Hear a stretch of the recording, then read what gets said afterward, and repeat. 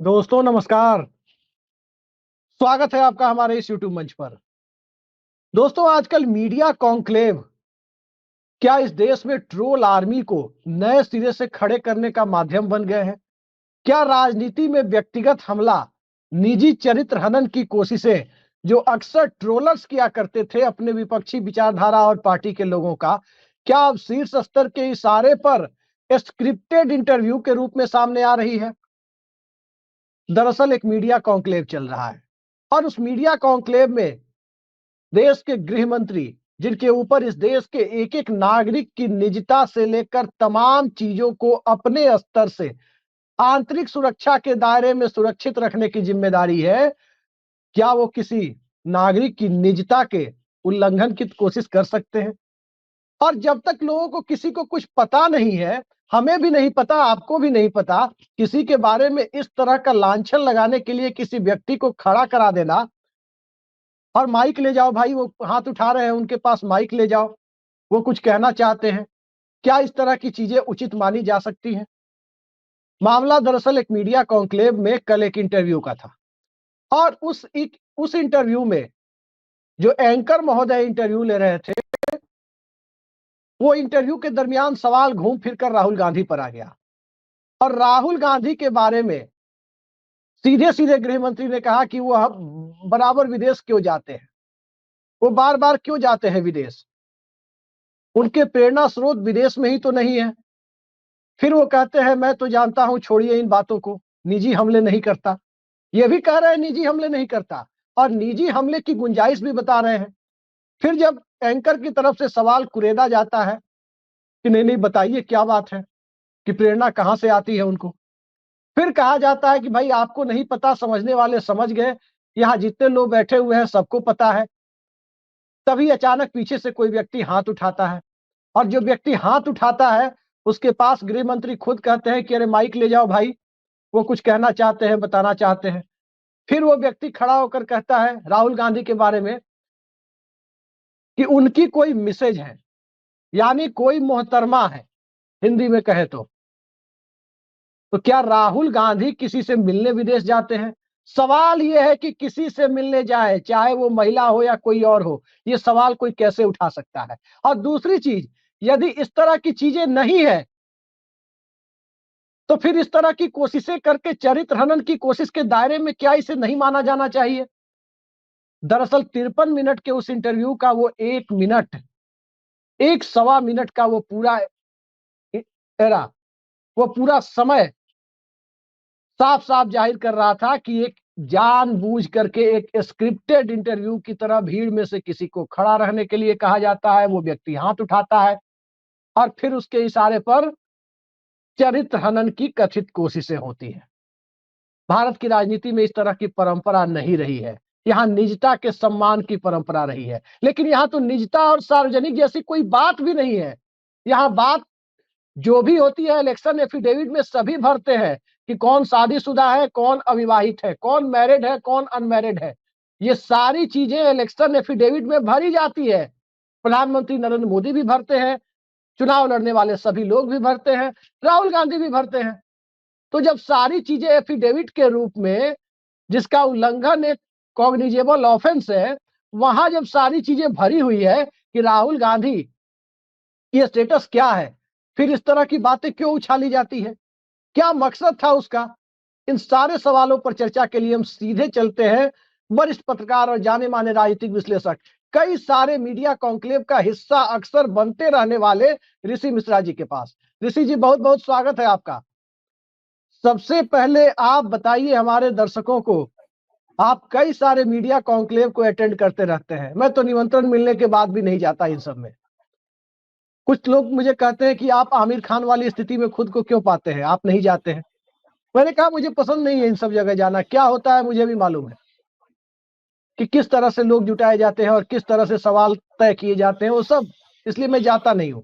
आप जाते रहे, क्या कल के इंटरव्यू के हिस्से को अगर देखा जाए तो क्या वो स्क्रिप्टेड लग रहा है आपको? हो सकता है, इसलिए हो सकता है क्योंकि जब बड़े नेता आते हैं कॉन्क्लेव में तो उनके साथ कार्यकर्ताओं का हुजूम होता है और आप देखिए, उस वीडियो को गौर से देखिए। अमित शाह जी जब कॉन्क्लेव में शामिल होने आते हैं तो उनके साथ पार्टी के बड़े पदाधिकारी से लेकर छोटे पदाधिकारी उनके साथ होते हैं। और आपने देखा भी होगा, जो फर्स्ट रो टेबल जो रिजर्व होता है, इन नेताओं के लिए होता है। जो बड़े नेता आते हैं उनके साथ जो एक 10-15 जूनियर नेता आते हैं, उनके लिए होता है और उनके साथ कई गेस्ट भी होते हैं। तो हो सकता है कि जिसकी तरफ अमित शाह ने इशारा किया हो, वो उनके साथ आए हुए कोई व्यक्ति हो। लेकिन सवाल किसी व्यक्ति के या व्यक्ति के पर्सनल लाइफ को लेकर है, वो भी उस व्यक्ति का जो नेता प्रतिपक्ष है। और जी यदि आपके पास कोई ऐसा तथ्य नहीं है, कॉन्क्रीट पॉइंट नहीं है, तो एक गलत नैरेटिव बनाना, एक गलत र्यूमर क्रिएट करना, वो भी देश के गृह मंत्री द्वारा। यदि गृह मंत्री को इस बात की जानकारी है, आदरणीय गृह मंत्री को इस बात की जानकारी है, तो इनको तो चैलेंज करना चाहिए। राहुल जी गांधी की संसद सदस्यता चली जाएगी। और जी। जिस व्यक्ति ने इस र्यूमर को, मतलब एक तरह से र्यूमर ही मैं मानता हूँ, जब तक सही जो फैक्ट्स हैं सामने ना आ जाए। तो देश में तो कई ऐसे नेता हैं जो मुख्यमंत्री जब पहली बार बने और जब चुनाव लड़े थे, वो विधानसभा चुनाव लड़े थे, तो उनके एफिडेविट में क्या था, कहने की जरूरत नहीं है। 14 में क्या था और 14 से पहले क्या था। हम्म? नहीं, यदि सवाल ये है ऋषि डिबेट, जी, यदि ऋषि जी। नहीं, सुन एक मिनट। यदि डिबेट का जो इश्यू है, तथ्यों को छुपाने की बात यदि कहा जाए, तो देश के टॉप शीर्ष पद पे बैठे लोगों ने भी ऐसा किया है। और जहां तक चारित्रिक हनन की नहीं, बात उस है। सवाल पर अभी हम आएंगे, उस सवाल पर आएंगे ऋषि जी। जी एक सवाल है बड़ा बुनियादी सा। जी जी बिल्कुल। अमित शाह देश के गृह मंत्री हैं, नागरिकता संबंधित सवाल भी उन्हीं के यहां से सोल्व होते हैं, उनके मंत्रालय से। हर नागरिक की, हमारी, आपकी, सबकी सुरक्षा की, सबकी निजता की प्राथमिक जिम्मेदारी उनके ऊपर है, राज्य सरकारों के साथ साथ। अब सवाल उठता है कि राहुल गांधी के बारे में जैसे आरोप ही मैं उसे मानूंगा कि जिस तरह से उसको उछाला गया, ये आरोप ही है। तो अगर इस आरोप को वो निजता के दायरे में रखकर चुप रहते हैं तो ये देश के साथ अपराध है। अपराध इसलिए है कि इसका सीधा मतलब यह होगा कि आप चारित्रिक हनन की कोशिश किसी की कर रहे हैं। क्योंकि राहुल गांधी ने इलेक्शन एफिडेविट फाइल किया है और इलेक्शन एफिडेविट में उनका स्टेटस अनमैरिड है, अविवाहित है। अब इस तरह की चीजें जो कही जा रही है, तो देश की जनता को तो अमित शाह जी को बता देना चाहिए कि किसका क्या स्टेटस है। अटल बिहारी वाजपेयी, राजकुमारी कौल, मैं नाम नहीं लेना चाहता था, लेकिन इस देश की राजनीति में कभी किसी ने उस मुद्दे को उछाला नहीं। व्यक्तिगत संबंध व्यक्तिगत होते हैं, कभी उस पर चर्चा में नहीं जाना चाहिए। लेकिन घूम फिर कर सवाल वही आता है कि जब भारत के अंदर कोई किसी से बाहर गया, मिलने गया, अब हो सकता है कि जिस महिला का वो जिक्र किए हो, क्या आपने, माला सिन्हा की एक मूवी है, मैं नाम भूल रहा हूं, आपने देखी होगी, स्पाई का काम। अगर राहुल गांधी किसी से मिलते हैं और अमित शाह जी को जानकारी है कि जिससे वो मिले, जिसकी तरफ भीड़ में इशारा किया गया, वो आदमी हाथ उठाता है, बोलता है कि कोई मैसेज है। ये भी तो हो सकता है कि कोई मैसेज हो जो कि स्पाई का काम करती हो। तो सवाल यह है, तो देश हित में है कि पहले राहुल गांधी के बारे में ये बताएं वो देश को। और अगर नहीं है ऐसा कुछ, तो देश से माफी मांगनी चाहिए कि किसी का चारित्रिक हनन करने की कोशिश की गई। दोनों ही परिस्थितियों में क्या आपको लगता है अमित शाह एक व्यक्ति नहीं, एक पार्टी अध्यक्ष या कार्यकर्ता नहीं कि मंच पे कुछ भी बोल के चले गए। वो इस देश के गृह मंत्री हैं और इस देश के गृह मंत्री के नाते उनकी जिम्मेदारी है, नेता प्रतिपक्ष होने के नाते राहुल गांधी को आम नागरिक के नाते जो सुविधाएं है वो खत्म नहीं हो जाती है। जो सुविधा आम नागरिक के नाते, एक नागरिक के नाते अमित शाह जी को है, जो सुविधा हमें है, जो आपको है, जो नरेंद्र मोदी जी को है, वही राहुल गांधी को है, वही नागरिक अधिकार उन्हें है। क्या लगता है कि अमित शाह को इस मुद्दे पर और उस चैनल को भी कम से कम ये बातें स्पष्ट करनी चाहिए कि आग या तो निजी चरित्र हनन की कोशिशों का हिस्सा नहीं बनना चाहिए, या फिर सरकार को अपनी स्थिति स्पष्ट करनी चाहिए कि इस तरह से बिलो द बेल्ट किसी का चारित्रिक हनन न किया जाए। देखिए, जहाँ तक अमित शाह जी की बात है, तो अमित शाह जी खुद कहा करते रहे हैं। आपको भी वो वाकया याद होगा कि कोटा में हमारा आईटी टीम कितना मजबूत है और उत्तर प्रदेश में बीजेपी की आईटी सेल कितनी मजबूत है। इसकी व्याख्या करते-करते अमित शाह जी ने एक बार कह दिया था, स्लिप ऑफ टंग था या क्या था पता नहीं। मुलायम सिंह और अखिलेश यादव को लेकर कह दिया था कि पुत्र ने पिता के साथ ऐसा क्या व्यवहार किया। फिर बाद में वो खुद कहे कि ये गॉसिप है, लेकिन जब तक गॉसिप है तब तक लाखों करोड़ों लोगों के व्हाट्सएप ग्रुप में ये मैसेज या ये खबरें चली गई थी। तो इस प्रकार का नैरेटिव, गलत एक कैरेक्टर बिल्ड करना, वो भी अपने विरोधियों का, ये हिंदुस्तान की राजनीति की परंपरा नहीं रही है। आप देखिए, इंदिरा गांधी और वाजपेयी के विरुद्ध कितना वाद विवाद होता था, राजीव गांधी और वाजपेयी के विरुद्ध कितना वाद विवाद होता था। मैं एक वाक्य आपको बताता हूँ, मुझे उस महिला सांसद का नाम याद नहीं है, वो लेफ्ट से संबंध रखती थी और राजीव गांधी जब भी पार्लियामेंट में किसी विषय पे बोलने के लिए खड़े होते थे, तो सबसे अधिक कोई विरोध सांसद करती थी या करता था, उसमें सबसे वो लेफ्ट की जो महिला सांसद थी, वो सबसे अधिक विरोध करती थी। टोका-टोकी जैसे बीच में होता है ना, बोलना, टोकना, रोकना या कुछ कमेंट करना। और जब राजीव गांधी की हत्या हो गई, सॉरी, राजीव गांधी का देहांत हो गया, तो राजीव गांधी के देहांत के बाद जब पार्लियामेंट सेशन शुरू हुआ और राजीव गांधी के सीट पे वो महिला सांसद ने राजीव गांधी को नहीं देखा, तो महिला सांसद ऐसे रोने लगी जैसे उन्होंने अपने पुत्र को खो दिया है, जैसे उन्होंने अपने भाई को खो दिया है। तो देखिए, ये कहते मैं भी भावुक हो रहा हूँ कि वैचारिक मतभेद होना अलग बात है, लेकिन किसी वैचारिक मतभेद के कारण किसी व्यक्ति का चारित्रिक हत्या कर देना, जिसमें कोई तथ्य नहीं है, ये सही नहीं है। ये हिंदुस्तान की राजनीति की परिपाटी नहीं है। आप समझ जाइए, उस महिला सांसद जो सबसे ज्यादा राजीव गांधी का विरोध करती थी, जब राजीव गांधी को पार्लियामेंट में उन्होंने नहीं देखा, तो फूट फूट कर रोने लगी जैसे उन्होंने अपने पुत्र को खो दिया। ये है हिंदुस्तान का। ऋषि जी एक चीज देखिए, आपने वो इंटरव्यू देखा, वो हिस्सा भी आपने देखा है, हमने भी देखा, हम सब ने देखा उस इंटरव्यू को। और देखने के बाद कैसे, देखिए रफाल और कहां कहां से बात शुरू हुई, राहुल गांधी पर आई कि राहुल गांधी कैग पर भरोसा नहीं करते, राहुल गांधी विजिलेंस पर भरोसा नहीं करते, हाई कोर्ट सुप्रीम कोर्ट है यहाँ पर, उसके बदले वो विदेश से, उनके प्रेरणा स्रोत विदेश में तो नहीं है, यहाँ पर खींच करके ले आए अमित शाह। देखिए कैसे स्क्रिप्टेड होने का डाउट कहां से होता है, उनके प्रेरणा स्रोत विदेशों में तो नहीं है। और फिर वहां से मामला कैसे टर्न लेता है उस इंटरव्यू में कि मैं तो जानता हूं लेकिन छोड़िए इन बातों को, निजी बातें नहीं करता, छोड़िए इन बातों को, निजी बातें नहीं करता। और भीड़ में से किसी को कह रहे हैं कि हाँ जी वो बताना चाहते हैं, और फिर कह रहे हैं कि सबको पता है, यहाँ जितने लोग हैं, आपको नहीं पता है तो अलग बात है, बाहर पूछ लीजिएगा लोगों से, एंकर से पूछ रहे हैं।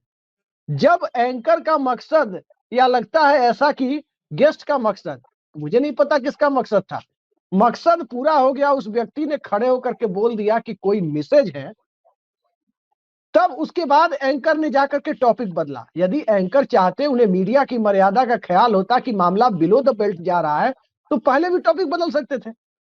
जब वो पूरा हो गया तब वो टॉपिक बदल रहे हैं। इसी से डाउट होता है कि स्क्रिप्टेड इंटरव्यू था। जी ऋषि जी, यही हम जानना चाहते हैं कि इस तरह के कॉन्क्लेव में क्या स्क्रिप्टेड इंटरव्यू कराए जाते हैं? देखिए, इसमें एंकर का भी बहुत बड़ा रोल है। देखिए, जब एंकर, आप उस वीडियो को गौर से देखिए, एंकर ने, मतलब अमित शाह ने कुछ रिमार्क उस चीज को लेकर दिया, तो फिर अमित शाह ने कहा ठीक है उसको रहने दीजिए। फिर एंकर ने बहुत जोर देके कि नहीं क्या है, बताइए बताइए बताइए। तो एंकर को, यदि एंकर न्यूट्रल है या नहीं, मैं नहीं कह सकता हूँ। दीदी, एंकर न्यूट्रल होता तो जी ऐसे सवालों को हो सकता था कि वो बाईपास कर जाते। वो गेस्ट पे जोर दे रहे हैं, और गेस्ट भी हो सकता है गेस्ट के साथ कुछ आए, गेस्ट जो है जैसे अमित शाह ने इशारा किया, अब क्या है होता है। देखिए मैंने कई नेताओं को देखा, कॉन्क्लेव तो मैं तो बराबर जाता हूँ, तो देख जैसे अरविंद केजरीवाल है, अरविंद केजरीवाल के आने से पहले उनकी टीम आ जाती है, क्योंकि देखिए कई बार ऐसा होता है कि कॉन्क्लेव में नेता तो बोला, नेता तो बहुत मतलब एक क्या कहते हैं, बहुत बड़ा बयान दे दिया, तो भाई ताली मारने के लिए तो कोई दर्शक तो चाहिए। तो 10-20 ऐसे लोग ताली मारने वाले आते हैं नेता के साथ, खासकर बड़े नेता के साथ। मैंने तो देखा है, मैं तो क्योंकि देखता हूँ, पहले टीम आ जाती है। अरविंद केजरीवाल को आना है या किसी भी नेता को आना है, बड़े नेता, उसकी टीम पहले आ जाती है। तो और हम तो ये कहेंगे अमित शाह जी को अटल बिहारी वाजपेयी से सीखना चाहिए, उनके अपने पुराने नेता जो हैं, उनके परिवार के जो बड़े रहे हैं उनसे सीखना चाहिए कि राजीव गांधी को लेकर उन्होंने क्या कहा, जब मैं बीमार पड़ा तो किसी व्यक्ति ने हमारी मदद की, वो थे राजीव गांधी। तो राजनीति में वैचारिक मतभेद होना लोकतंत्र की खूबसूरती है, लेकिन वैचारिक मतभेद को आप मनभेद में बदल दीजिएगा, ये सही नहीं ना। निजी हमले, वो भी मिथ्या आरोप कि किसी को भीड़ में खड़ा करा और कर। प्रियंका गांधी ने तो इससे पहले एक बात सुन लीजिए, सबसे इंटरेस्टिंग बात बता रहा हूँ। प्रियंका गांधी ने तो इसको लेकर करारा जवाब दिया था, इस कॉन्क्लेव वाले बयान को लेकर नहीं, उससे पहले कि प्रियंका गांधी कहाँ जाती है नहीं जाती है। तो उन्होंने, प्रियंका गांधी ने कहा कि हमारे आदरणीय गृह मंत्री अपने पुराने जो ढर्रा है पीछा करने का वो छोड़े नहीं है। खैर हम देखिए, तो हम मतलब किसी को निजी हमला नहीं करेंगे, लेकिन सबसे बड़ी चीज ये है, नहीं गुजरात में घटना हुई थी, मैं नाम नहीं लेना चाहता। नहीं छोड़िए ऋषि जी, निजी हमले किसी पर नहीं। पर पहली चीज, हम उसी के खिलाफ हम बोल रहे हैं, तो हम किसी पर निजी हमला नहीं कर सकते, हमारा उसूल है। मैं यही कह रहा हूँ ऋषि जी, मेरा बयान नहीं भाई साहब, ये मेरा बयान नहीं, प्रियंका गांधी का बयान या किसी का बयान है, छोड़िए उसको, छोड़िए। निजी हमले जब हम उसी के खिलाफ है कि निजी हमले किसी के ऊपर उसके चरित्र हनन तक जा रहे हैं, उस हद तक निजी हमले किसी को नहीं करने चाहिए, तो हमें भी इसका पालन करना चाहिए, पहली बात। दूसरी बात यह है कि अमित शाह गृह मंत्री है ऋषि जी, अमित शाह गृह मंत्री है, चाहे एसपीजी सुरक्षा हो, चाहे Z+ हो, चाहे जेड हो, X हो, Y हो, कोई भी सुरक्षा हो, ये सारी सुरक्षा को देना किसे कौन सी कैटेगरी रिक्वायर्ड है, ये तय करना गृह मंत्रालय का काम है। स्वाभाविक है गृह मंत्रालय के पास सबकी सूचना होगी। तो मैं आपसे यही जानना चाहता हूं कि जो बात उन्होंने उनके प्रोग्राम में जो गेस्ट खड़े हुए हाथ उठाया और अमित शाह जी कह रहे थे कि सबको पता है, एंकर को कह रहे थे भले आपको नहीं पता है, तो ये बात अगर अमित शाह देश से छुपा रहे हैं जो देश विरोधी है, तो ये तो और बड़ा अपराध है। फिर तो उन्हें गृह मंत्री पद पर रहने का कोई नैतिक अधिकार नहीं है। और निजी हमले अगर कर रहे हैं किसी के चरित्र हनन के लिए, तो ये उससे भी बड़ा अपराध है कि किसी को गिराने के लिए, बदनाम करने के लिए इस तरह की बातें की जा रही है। किस रूप में देखा जाए, क्या गृह मंत्री की अपनी भूमिका को निभा पाने में वो अक्षम साबित हो रहे हैं? यही तो देश का दुर्भाग्य है, जिसको जो विभाग असाइन किया गया है उस विभाग का काम सही ढंग से नहीं कर रहे हैं। एक दो मंत्री को छोड़ दीजिए तो अब कई बार आपने देखा है ना पार्लियामेंट में कि रक्षा विभाग का सवाल है, जवाब वित्त विभाग दे रहा है, वित्त विभाग का सवाल है, जवाब रक्षा विभाग दे रहा है, रक्षा मंत्री दे रहे हैं। तो ये तो देश का दुर्भाग्य है। और अमित शाह जी को, राहुल गांधी को लेकर कुछ तथ्य है तो जरूर पब्लिक डोमेन में रखना चाहिए। हालांकि उनके दो देशों का नागरिकता को लेकर मामला चल ही रहा है। नहीं, वो सब बेकार की बातें हैं, मैंने पता किया था उस बारे में। नहीं, सब बेकार की बात एक है। नैरेटिव देखिए, हम क्या कह रहे हैं, एक नैरेटिव बनाया जा रहा है राहुल गांधी को, तो वही चीज कह रहा हूँ। जहां तक निजता की बात की ना आपने अभिषेक जी, तो मैं वैसा पत्रकार हूँ कि बीजेपी के एक बड़े नेता, नाम नहीं लूंगा मैं, नेता को लेकर एक नेता ने, उस समय वो उस पार्टी में नहीं थे, भाजपा में नहीं थे, अब वो भाजपा के दुलारे हैं, उन्होंने गंभीर आरोप लगाए थे जो बिल्कुल सही नहीं है, तथ्यहीन है। और हम वो ऐसे पत्रकार हैं कि नेशनल डिबेट में, नेशनल चैनल के जो ये डिबेट होते हैं 5 बजे से 9-10 बजे तक, उसमें मेरे साथ वो नेता थे, मैंने बहिष्कार किया था, बोले कि मैं इस व्यक्ति के साथ डिबेट नहीं कर सकता, क्योंकि जिस पार्टी में है उस पार्टी के सर्वोच्च नेता के के बारे में इन्होंने गलत बातें कही थी दिल्ली विधानसभा। तो ऋषि मिश्रा वो आदमी है, हर एक व्यक्ति को उसके निजता का, दूसरे व्यक्ति के निजता का आदर करना चाहिए, रिस्पेक्ट करना जी चाहिए। ये हिंदुस्तान की कल्चर रहा है, हिंदुस्तान की संस्कृति रही है। ये नहीं कि जी तथ्य कुछ पता नहीं है, आप बकतौली करने चले आए। जी ऋषि जी, एक चीज देखिए, जैसे आप आर्मी में देखते हैं कि आर्मी का कोई जनरल रिटायर हो जाता है, उसके बावजूद कोई आर्मी मैन अगर बाजार में भी देख ले रिटायर्ड ऑफिसर को तो सैल्यूट करता है। मान लीजिए से वीके सिंह साहब रिटायर हो गए, तब भी वो किसी आर्मी मैन की नजर में उतने ही आदरणीय है जितने वो सर्विस में रहते हुए थे। ठीक इसी तरह इस देश की परंपरा है कि जो व्यक्ति प्रधानमंत्री या नेता विपक्ष हो जाता है, तो चाहे वो पूर्व प्रधानमंत्री हो या पूर्व विपक्ष का नेता हो, ये देश उसको उतना ही सम्मान देता है। ये हमेशा से रहा है। मनमोहन सिंह आज प्रधानमंत्री नहीं है, लेकिन देश की जनता की नजरों में उनकी इज्जत, उनकी अहमियत किसी प्रधानमंत्री से कम नहीं है। नरेंद्र मोदी कल को प्रधानमंत्री नहीं होंगे, बिल्कुल। लेकिन कल को उनके नाम के आगे भी पूर्व प्रधानमंत्री जुड़ेगा, तो नरेंद्र मोदी की इज्जत भी मनमोहन सिंह को, वाजपेयी की तरह, चंद्रशेखर की तरह, राजीव गांधी की तरह, नेहरू की तरह हो, ये लोग चाहेंगे। और यही इस देश की रवायत है। ठीक इसी तरह नेता विपक्ष को देखिए, सुषमा स्वराज विपक्ष की नेता थी, लाल कृष्ण आडवाणी विपक्ष के नेता थे, बहुत लोग थे, राजीव गांधी थे, बहुत लोग थे विपक्ष के नेता इस देश में। तो एक अलग लीग है वो, जिसमें लोग हमेशा से इज्जत देते रहे। अब सवाल उठता है कि जिन नेता विपक्ष के प्रति सरकार में नंबर 2 माने जाने वाले व्यक्ति किसी कॉन्क्लेव में जाकर इस तरह की बातें करें, आप उनके कार्यक्रमों की आलोचना कीजिए। वो जाति जनगणना चाह रहे हैं, खुल के कहिए कि हम नहीं चाहते हैं, या उससे ये दिक्कतें होगी। वो नौकरियों का सवाल उठा रहे हैं, खुल के बताइए कि देश के सामने ये दिक्कतें हैं, आर्थिक संकट है, ये है। आप सीधे सीधे उनके मुद्दों को काउंटर कीजिए, लेकिन व्यक्तिगत रूप से मुद्दों को छोड़ करके निजी हमले करना ये उचित नहीं है। अब एक चीज मैं राहुल गांधी की कहता हूं, मैं किसी की वकालत नहीं कर रहा।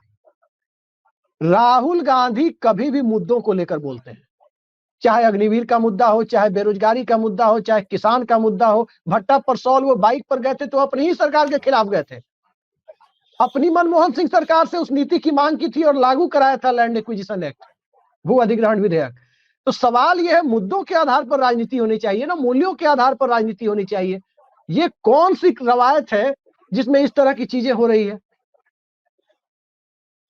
अब देखिए, राजनीति में पहले वाली जो माहौल थी वो नहीं रहा। आप जैसे पत्रकारों में भी देखते हैं कि ये लेफ्ट विंग पत्रकार है, राइट विंग पत्रकार है, सेंटर विंग पत्रकार देखे हैं कभी? अभी हम टीवी लोग डिबेट जैसे में जीरो भी है टीआरपी कि वाले दो हैं। आप जैसे टीवी डिबेट में ही होता है क्या कि इधर आप वर्सेस इधर। तो ये देश का दुर्भाग्य है। अब आप आलोचना किसी व्यक्ति का कर दीजिए, किसी पार्टी का कर दीजिए तो आपको दुश्मन मानने लगता है। पहले वो नहीं था। जी पहले वो चीजें नहीं थी। तो नहीं राजनीति में ऋषि जी, जैसे एक मिनट में इंटरप्ट ये करूंगा। माहौल ऋषि होता जी, जा रहा है। मैं एक बात कहना चाहूंगा।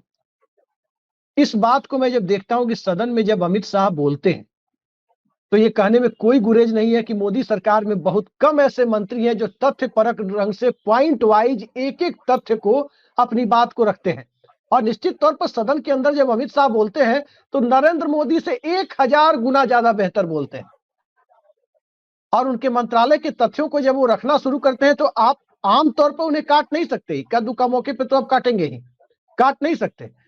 सवाल यह है कि मीडिया कॉन्क्लेव में जाकर के, जहां पूरी तरह से जलसा जुटाया जाता है, उस जलसे में जाकर के वो कैसे सीधे सीधे सदन के बाहर निकलते निकलते अपनी वो भूमिका, अपनी वो प्रतिष्ठा भूल जाते हैं।